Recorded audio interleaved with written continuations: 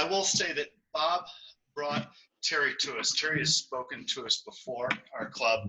He's actually a member of the Denver Rotary Southeast chapter and has been for years. And what Terry's going to talk to us about, it's part oncology and cancer and part COVID and what we're dealing with.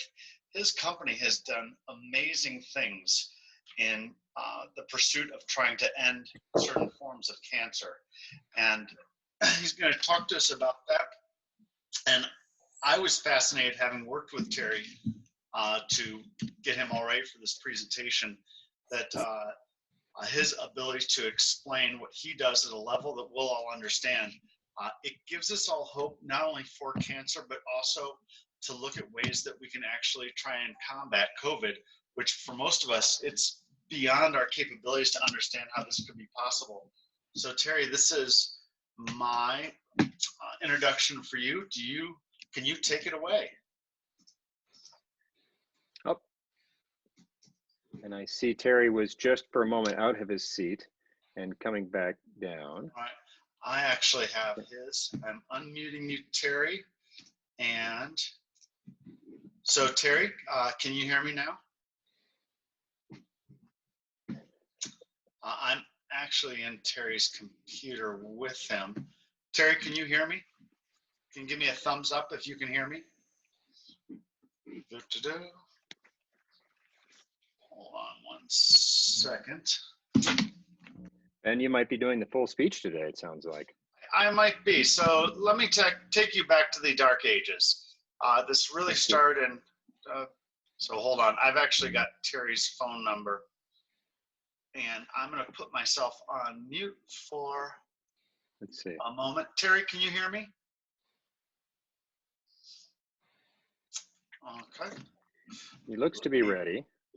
He's We're gonna waiting. be fine. I'm going to go ahead and I'm going to mute myself while I work. You might have to go to his house. Go to his office. Hang tight for a second. I'd like to say something I'm grateful for while we're waiting. Hey guys, my name is Leah. I'm kind of newer here. I'm not officially a member, but will be soon enough. Today, I'm really grateful. Yesterday, our company it was a hard day for us. We had to lay off quite a few people, and I'm really grateful that I still have a job. Really was very grateful the way our managers and our leadership handled it. They could have totally surprised everybody, but they didn't. So I'm grateful to be here today with you guys. So thank you. Thank you, Leah. That's wonderful. And we appreciate you jumping in and adding that good news that you have. And it's wonderful to have you visiting us. I think this is probably your fourth meeting that you've been with us. So great. Thank you. And I think through Colleen Kozad, you learned about our club, right? Excellent. All right. I'm wondering if Terry's getting closer to joining us here. Otherwise, we might have to move to Andre for a moment of humor or something of that sort. Oh.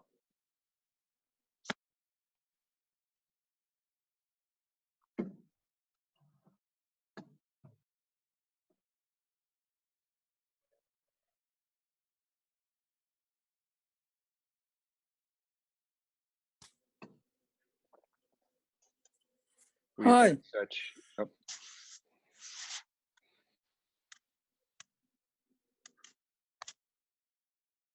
We've had such great luck with all of our meetings so far. Perhaps we should be not surprised that we have a little glitch happening today with the technology, but I'm hopeful we'll get this resolved here any minute now.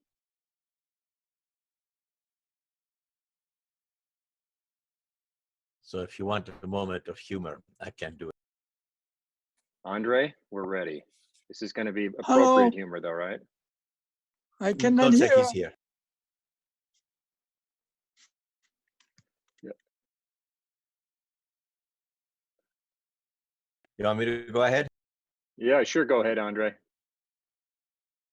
So a guy is on the hospital bed with his oxygen mask on. Can you hear me? And the nurse comes in and he has a mask on and he says, are my testicles black? And she says, what? He says, are my testicles black? It was very She says, muted. well, I don't know. "Well, can you check?" So she lifts the sheets and lifts his gown and says, "No, they're not." He, in frustration, takes his mask off and says, "I'm asking, are my test results back?" Andre, always ready and on the spot. Thank goodness. I'm glad that you're reminding us the importance of testing in this COVID time. That was Rotary appropriate. Was it? We I'll know soon whether it is or not. Okay, so Ben and Terry, do we have progress? Looks like, actually, I see you're doing something with Zoom, so.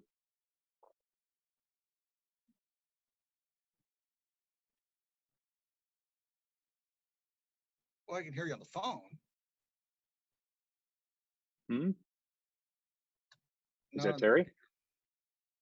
I think we hear Terry now. Mm-hmm.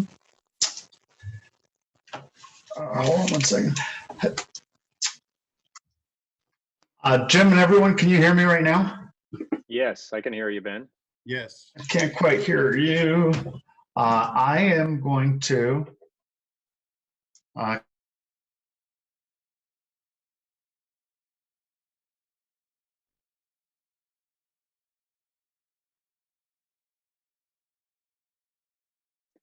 Ben, if you're still talking, it's gone silent. Thank you, everybody, for your patience while we figure this out. We have record participation with 107 people, which is good news, and great to see so many people making this a priority during their day, and we'll figure this out as we're able to. Any other good news? I could still monitor hands up if anyone might have anything to share. Jim Wiltshire here. Yes, Jim? You know, I haven't mentioned it, but we've gone through about close to 3 months of kind of a tough time here. My wife has had undergone surgery that was pretty serious and then developed its own problems after that. We extended through a period of about 2 months trying to get her back on her feet. And I've got to say, it's been a great thing. She is now back to her old self. She got me hooked up today. If it hadn't been for that, I can't wind my own watch. So it's difficult for me to do the electronics. And I was just going to say that I wanted to throw in $200 for the red bucket and something like that, but I hadn't mentioned it before. It's been put us out of commission for some period of time. Anyway, delightful to be here, and I've been in on the last 4 meetings, and once again, if she hadn't been around, my ability to turn on the computer is limited. So I'll put it that way. Thank you, Jim, for joining us. We're glad you can. Go ahead. Thank you. Anyway, thank you. Yeah, well, thank you, and glad to hear things are improving there. And if there's anything that we can do for you, please let us know. We're here as a community to help out. Thank you very much, and I think we're operating at our good level now. So anyway, she's up and around today, and it really has been a pleasure. So thank you. Okay. Good to be back. Excellent. All right. Give her our best, and thank her for getting you connected to us all here on Zoom. Yeah. How are we doing there on the speaker front? I don't know if Ben and Terry are making progress. Lauren, do you have any insight? Thumbs up, down? No? Okay. Yes, Ben. Ben Allen in the room. Okay. I think we have Terry joining us. He's calling on the screen right now on his speakerphone. This is trying to think of anything else. Let's see. Terry is looking good. And I'm going to see if he's fine now. Terry, can you hear us? It looks like he can hear us. He's on his speakerphone. Let me just try this Give for. us a thumbs up if you can, maybe. Terry, give me a thumbs up. Can you hear what we're saying right now? I can't quite hear you. Can you increase your speakerphone at all? Can you hear me now? I sure as heck can. And so, Terry, you just missed. It was the most. I gave the most amazing introduction for you. It gives you a reason to maybe watch this video afterward, just so the accolades I was pouring upon you, well deserved, of course. And I'm going to get your presentation going. And Terry, please take it away for us. Well, thank you. I want to thank everybody at the Denver Rotary Club, and in particular Bob Laudermilk for meeting with me last month and asking me to give this presentation. Bob has been a big supporter of CellPoint, and he wanted me to basically provide a presentation on how sort of what's coming down in imaging and targeted therapy, and how it actually may affect everybody's life and many members at the Denver Rotary Club. My name is Terry Colip. I'm sure you got a little bit of a background. I am one of the founders of CellPoint. This picture here, I always like to use because it was taken by the Denver Post years ago, and they did an article on us. And it has my picture inside of a SPEC camera. And I'm going to be talking a lot about SPEC cameras today. So I thought this was sort of apropos in terms of having in the PowerPoint presentation. I'll give you a little bit of background on how we began. CellPoint was started back in the very early 2001. It was basically through a conversation we were having at that time with the University of Texas MD Anderson Cancer Center. I am sure many of you know MD Anderson is one of the largest cancer hospital centers in the world. They have the largest research budget in the world. And they sit on about 12 city blocks outside of Houston and the Texas Medical Center. And then if you want to look at the size of that place, it's about the size of Anschutz, but just all cancer. Let me go back here. In the late 1990s, MD Anderson recognized the need for an alternative molecular imaging agent for cancer imaging because of all the issues they were having with PET imaging. If you ever had cancer, you probably had a PET image. And there's a lot of problems with PET imaging in terms of the cost, the access, and the agent because of all the false positives and false negatives. Before I stop, are you seeing my PowerPoint? Because I'm seeing something different on my screen right now. No, Terry, we're seeing a picture of you, and you live, but not your screen. Are you seeing the PowerPoint presentation at all? No, we are not. Somehow it got lost here. I saw Terry, it about 5 minutes ago. So, briefly. hey, sorry about that, everybody. This is Ben. Lauren, could you turn on the ability for Terry to share his screen, please? Yes.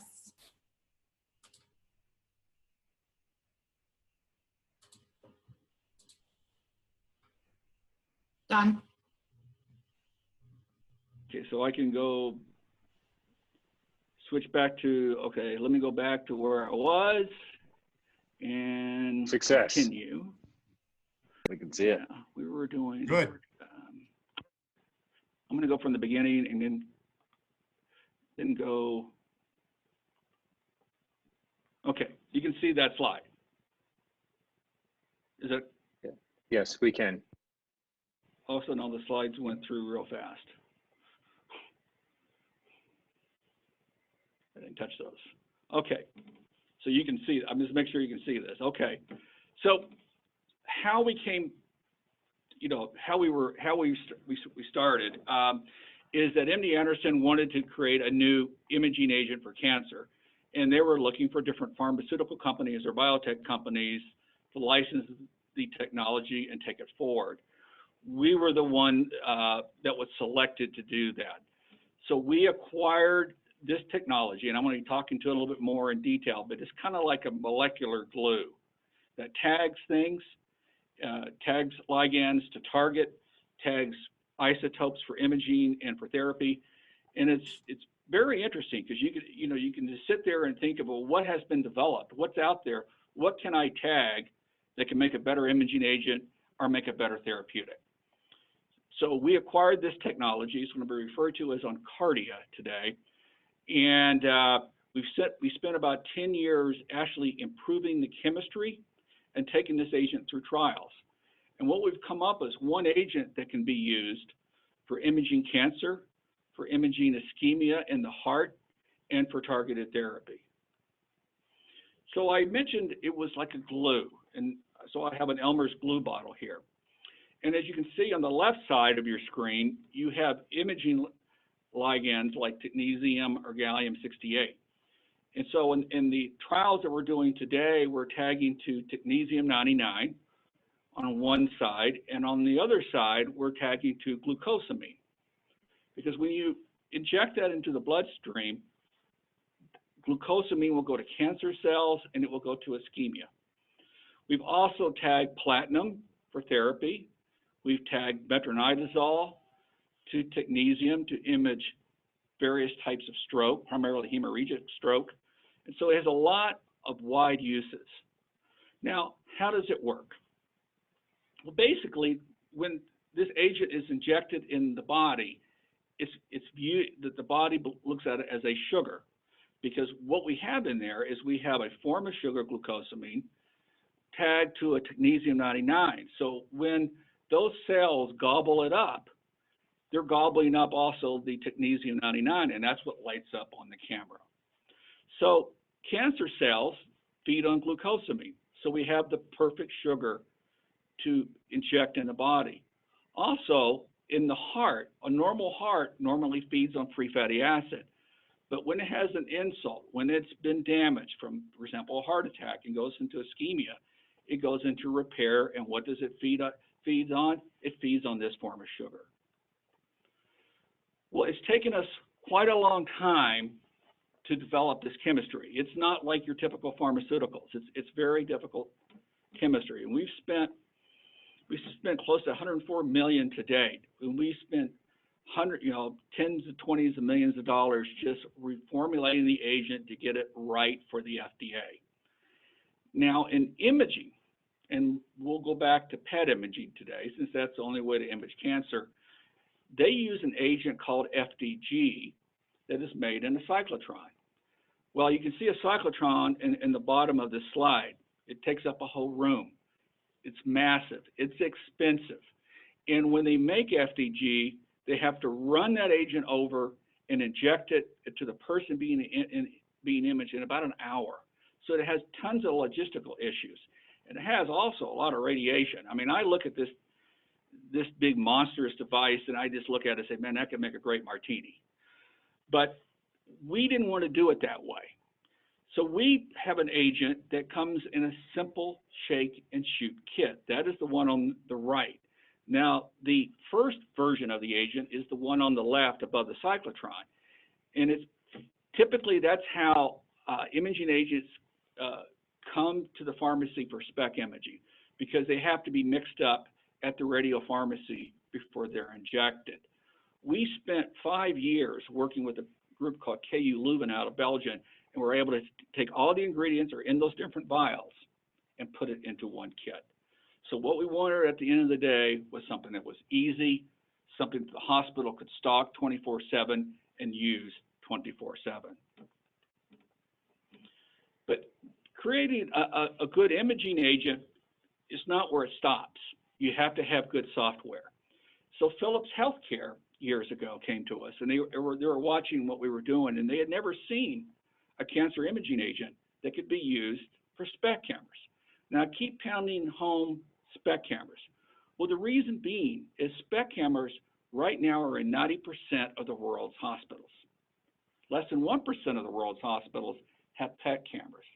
So if you really want to reach the masses, you want an agent that could be imaged on a SPECT camera. So we sat down with Philips, we used all our data from our trials, and we worked with them to write a program called Astonish. And that particular software program is not only on Philips cameras, but also on GE and Siemens cameras. What's good about it is it can measure the dosimetry of the cancer. And what I mean by that is the mass. So if someone comes in and gets imaged, it can measure all the points in the image in a 360-degree version and actually measure the mass of the primary and the metastasis. That's very important as I go later through this presentation. So where we stand today, we have Oncardia, which is in phase 3 trials right now for lung cancer imaging. And actually that trial was designed by the FDA, which is rare. They rarely design your clinical trials, but they liked what we were doing. Well, it is actually the first universal oncology imaging agent ever to be used in SPECT cameras. And we have, through trials, shown that it can not only image lung cancer, it can image lymphoma, head and neck, liver, prostate, breast, colorectal, and kidney cancer. We believe it can do other cancers, but we just haven't tested it on that to date. So we're very excited. We're looking to actually finish this particular phase 3 trial later this year. Well, during that, our phase 2 trial for lung cancer, we noticed a couple of patients had uptake in their heart. Many times we refer to it as the myocardium. When we looked at their medical records, we saw that those particular patients had cardiotoxicity. What that means is they had a heart attack for chemotherapy, and that happens all the time. I mean, you think about it. In chemotherapy, you got all this toxin going through your body and being pumped through your heart, and that causes a lot of heart failure. So that is the reason those patients had ischemia. But we had no idea at that time that the agent would uptake an ischemia, and the light bulbs went off in our chief medical officer's head at that time, because he said, Terry, we're using glucosamine that mimics N-acetylcholine glucosamine. When a heart is in repair, the muscle is in repair, that is ischemia, it feeds on this particular sugar. And we're showing that is now the first hotspot imaging agent ever developed for ischemia, and I'll talk about that a little later.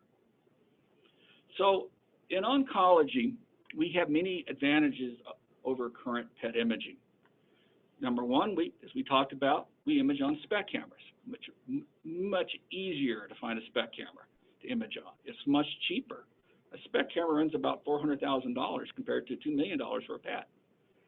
It has greater sensitivity and specificity in tumor detection. Now, with all the COVID-19 talks on talk radio and on the news channels, you see them talk about sensitivity and specificity.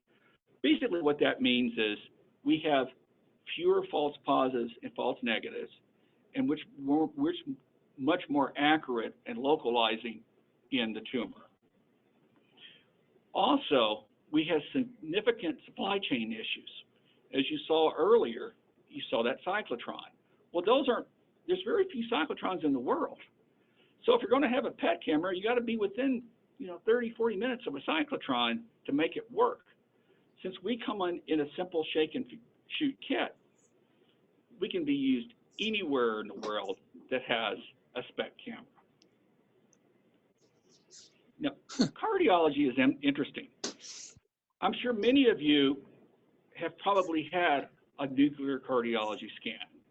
Typically, when you have chest pain and you go to your cardiologist or the ER, and they have time, they'll order up a nuclear cardiology scan.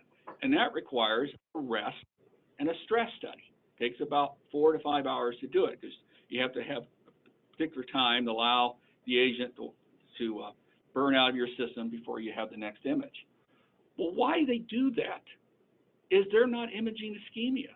They're imaging blood flow. And because of that, they have to see how the blood flow works in the heart at rest and stress. On cardio is the exact opposite. We don't image blood flow. If there's ischemia there, we uptake. That's called hotspot imaging. And we have found in our trials that we uptake an ischemia as quickly as 8 minutes post-injection no need for the stress test.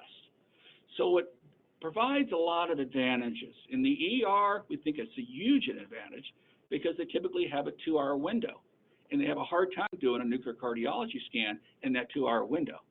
So they can do the scan and determine, should that patient have a cardiac cath, go home on medication, go to the OR, or whatever the medical intervention is.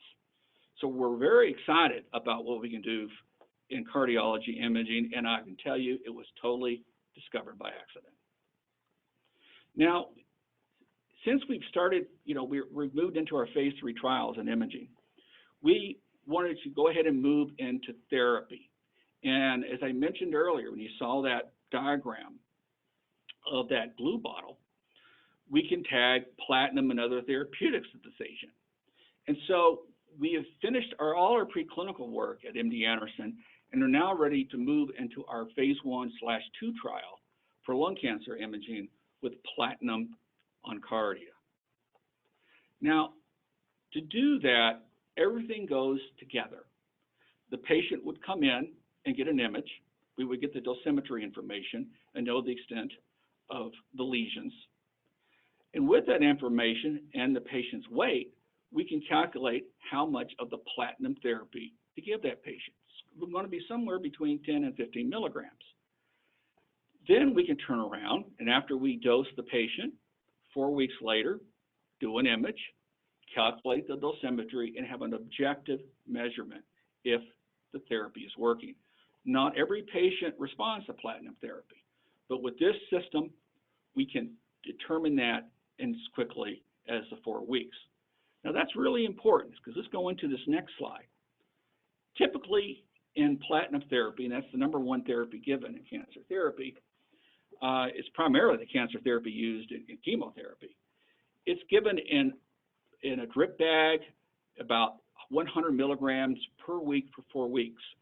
And for example, the #1 cancer chemotherapy is cisplatin. They also use carboplatin.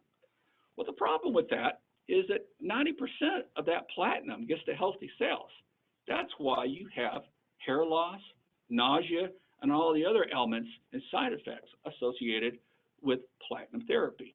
By reducing it down to 10 to 15 milligrams, and knowing that we can target 90% to the cancer cells and less than 10% to the healthy cells, we have typically better outcomes and minimize side effects.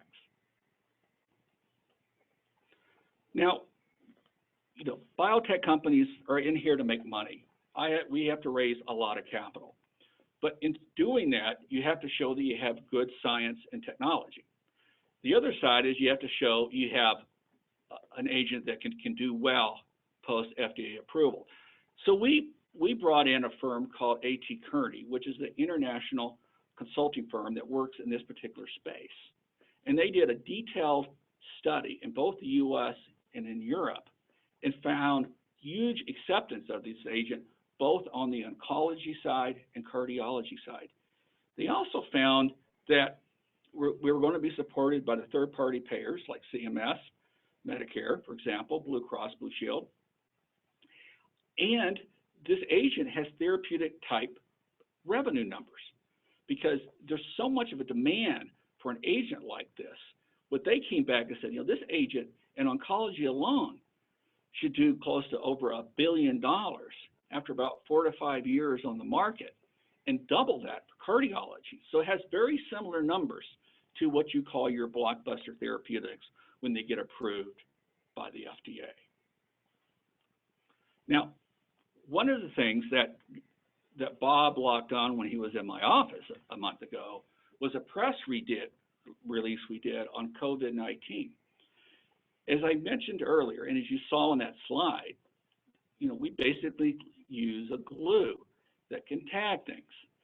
And our researchers at MD Anderson tagged our chelator to amifostine that was developed by the military years ago that actually goes to the genome sequence of COVID-19. And on the other side, we tagged a hot isotope called lutetium-177. And our research found that, in terms of this genome sequence, we can actually target that and send a targeting therapeutic to destroy that sequence. Now, this is in preclinical. We are not in humans yet, but we are talking to various biotech companies and pharmaceutical companies about joint partnering these phase 1, 2, and 3 trials. With that, I'll stop and we can do a Q&A. Thank you very much, Terry. And boy, as you're talking there, it occurs to me, you know, how I'm sure there's not a person in this on this Zoom meeting right now whose life has not been touched in some way by the evils of cancer. I know it's true for me, and so that you and your company are dedicating your lives to helping resolve that issue is awesome. So thank you for doing that. Thank you for taking time to explain it to us, these breakthroughs, and that it connects to COVID-19. And this time is exceptional, and that you're open to pursuing that and taking a bit of a detour on what you're doing. So that's excellent. I think we have time for about 5 minutes of questions, maybe a touch more, we'll see. But I'd love it if people have questions and they want to raise their hand, much like you did with the good news bucket at the bottom of your screen, and let us know what might be on your mind regarding that. And maybe I'll fill with a question if I don't see, and raise your hand physically if you're not sure how to do it virtually. I see Peg Johnston. Mom, Peg, what's your question? I've unmuted you. Yes, I'm curious, as I have a friend that now has just recently been diagnosed with lung cancer. Is this something that people can get involved with now, or are you still just waiting for approvals? Well, in terms of lung cancer, we're right now in the last half of our phase 3 lung cancer imaging trial. If they were going to get involved with this, they would have to basically get admitted into the trial to get the imaging. Now we're going into later this year into our platinum therapeutic trial, which is another option for them. That would be what they call a phase 1, which is a safety trial. But typically, be honest with you, in cancer therapies, you know, they're quite toxic. So phase 1 trials can be scary because you don't know that much about them at the time. But we're going into a phase 1 that we know a lot about this compound, and we're only going in with, like I say, 10 to 15 milligrams of platinum. So the patient is not going to have the side effects. The question is how well they're going to respond to it. And how we're going to do that, and I didn't talk about it in my presentation, is we can actually tag 3 different arms to this molecular glue, as you want to talk about it. And so when that trial that we're going to be doing into phase 1, we're also going to tag technetium-99. So we can overlay those images to show that the platinum is actually going to the cancer cells. But to get back to your question, they would have to enroll in our trials to participate because it is pre-FDA approved.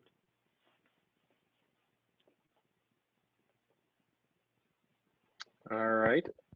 Thank you, Terry. I've got another question coming from Seth Patterson. Seth, I'll unmute you. Terry, thanks for presenting to us today. Very interesting. Can you kind of compare and contrast what this therapy could do for COVID-19 versus a vaccine versus antibody therapy versus testing? Excuse me. Well, from the therapy, it is a radical therapy because you're injecting into the body a hot isotope.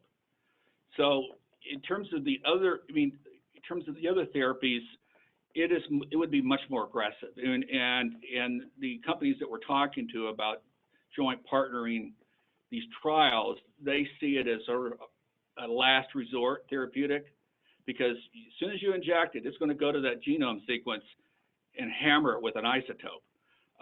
You don't really want to do that unless, you know, you're sitting there with maybe a week to go. I mean, just to be perfectly honest. So it's in a different spectrum of treatment. And it's going to take a little longer to come out of trials as some of these other therapies that they're working on. Does that help answer? I can't hear. Okay, let's see, I think so. I think so. Seth is nodding, I believe there. Terry, well, we have another question. Felicia, you have a question. Let me toggle you here. Felicia, you are unmuted. Thank you. I had a daughter who had survived breast cancer.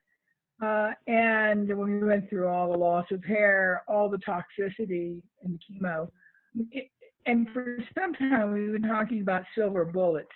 Is this the medium for the silver bullet, or is it the silver bullet?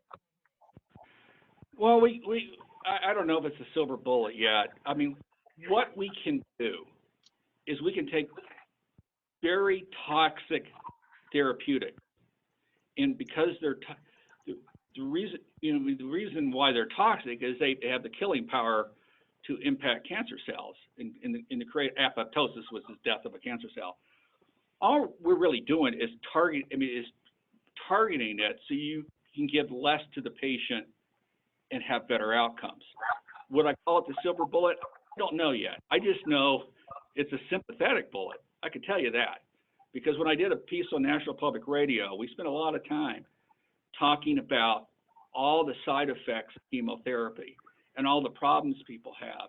And if you can come up with an agent that has the same killing power but without the side effects, you're going to make that treatment much better for that patient. Terry, I have a question that was sent by text, if I could read it for you here, from John Finnegan.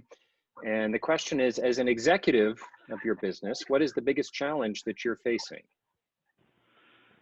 Well, I'll tell you, the biggest challenge of biotech companies is capital. You go through a lot of capital. I'll give you an example. On our lung cancer imaging trial alone, the cost of that trial, because of all the filings we have to do for the FDA, comes in about $70,000 a patient. And so you're dealing with that. You're dealing with the long lead times. I'll give you an example. The average therapeutic that comes out and gets approved by the FDA costs well over $1 billion to get through the FDA. A lot of them fail. Only 1 in 5,000 therapies make it through from the bench, which means from the research lab, through a phase 3 trial. So as an executive, you're fighting those timelines, you're fighting the raising of the capital, and it's just a lot of drudgery you have to go through compared to other types of companies. Excellent. Thank you, Terry. Appreciate that. I think in the interest of time, we'll need to stop there, and appreciate you answering some questions for all of us that we had. Terry, I just want to let you know that something that Rotary has done for our speakers each week when we have somebody speak to us is make a donation to the eradication of polio from Earth, something that Rotary has been involved in since the mid-1980s. And so in honor of you speaking today, we will be making a donation that 100 children will be inoculated from the polio virus. So thank you very much for doing that, and perhaps very appropriate, your topic today and the background and history that Rotary has with the eradication of disease. So we apologize for the technology difficulties that if we may have done something to make it a challenge for you to get started. But appreciate everybody's patience as we figured that out, and we're delighted that you're able to ultimately deliver your presentation so well to us. So thank you very much. Thank you. Thank you. I hear applause, I think, happening here, but with everyone on mute, it's a little harder to hear. So let's see. Quick announcements as we wrap things up today. Next week's program, we have with us somebody from the state who is a state demographer, and she will be talking about the census here in Colorado, and Colorado perhaps as a growth state. So that should be a very interesting presentation that we'll have next week at the same time as always on Thursday.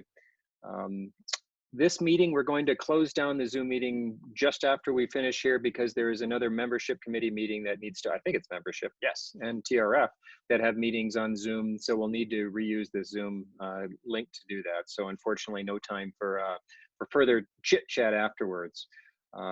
Also, I want to mention that Bob Loudermilk, who was here to be with us as introducing today's speaker, he was able to join us eventually. He had technology difficulties, but it's, so Bob, sorry that you weren't able to be with us at the appointed time to take care of it, but we're glad you're able to eventually jump on with us. Let's finish up today with our four-way test, as we always do. And I think Lauren is sharing her screen, and we'll have this in a moment. And let me take us through it here. Of the things we think, say, or do, is it the truth? Is it fair to all concerned? Will it build goodwill and better friendships? And will it be beneficial to all concerned? With that, we'll end today's meeting. We are adjourned, and it's great to have you all. Thank you. Hope to see you next week.